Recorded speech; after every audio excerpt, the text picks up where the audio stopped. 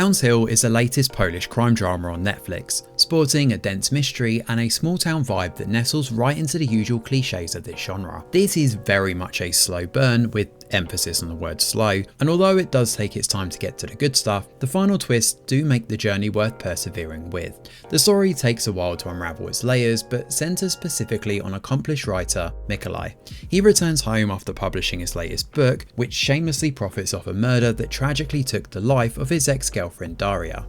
Unfortunately, he's also thrown a lot of the town residents under the bus in the process, distorting and twisting their personas to fit the mold of a crime thriller. As a result, there's understandably a lot of hostility towards him from the other residents. Nowhere is that more evident than with his father, Tomek. Their relationship is a strained one to say the least, and this is only exacerbated when Mikołaj returns for his dad's birthday. It doesn't take long for things to become awkward and old issues to resurface, but Mikołaj has another reason for returning home. You see, Mikołaj has received a postcard threatening to reveal the truth about some sort of incident that's occurred from the past. Accompanied by his journalist wife Justina, the pair set out to try and uncover who the blackmailer is. However, the pair soon realise they've bitten off more than they can chew. The town of Zyborg is rife with corruption, as the mayor is in bed, figuratively here, not literally, with a local investor called Kaut who wants to turn a lot of land into a luxury hotel, displacing hundreds in the process. Now Tomek happens to be an activist in his spare time, and he butts heads with the authorities regularly, sometimes aggressively. Of course, this makes him a target for the authorities who just want to silence him no matter what. If that wasn't enough, murders spring up once more and local gangsters get involved in the story, muddying the waters and throwing question marks over exactly who can be trusted and who is causing mischief. There's a pretty dense fog of mystery around this one, and at surface level there's an awful lot to unpack in this series.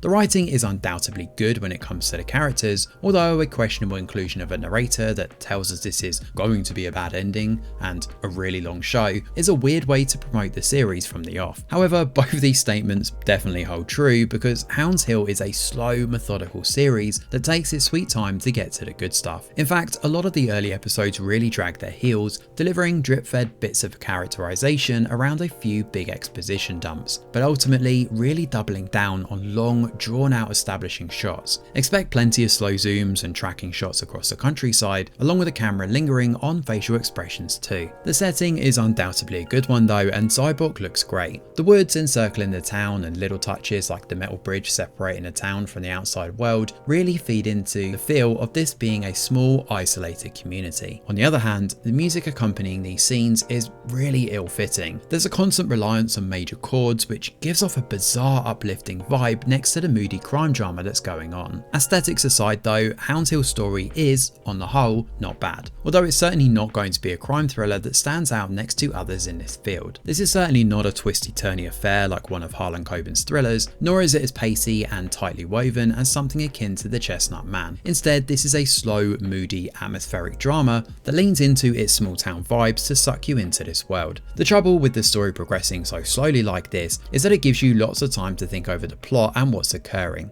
During the runtime, there's definitely a few moments that feel ill-fitting or dragged out for the purposes of extending the drama, but one in particular involves infidelity, which feels thrown in just for the sake of adding drama. There's also a couple of misunderstanding tropes here, including a character that just stares at our protagonist for a few episodes before explaining who she is and what she's doing. Alongside this, expect a string of cliche supporting characters like the crooked cops and politicians who frustratingly don't get very satisfying conclusions to their arcs.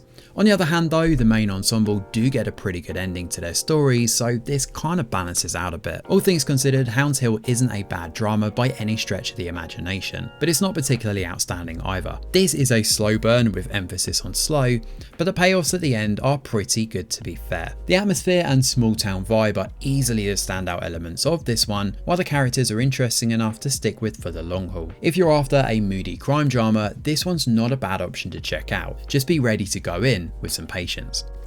Thanks for watching, and do let us know your thoughts in the comments below. Smash a like or subscribe to the channel, your support is very much appreciated. I'm Greg Wheeler, and from all of us over here at The Review Geek, we'll see you on the next video.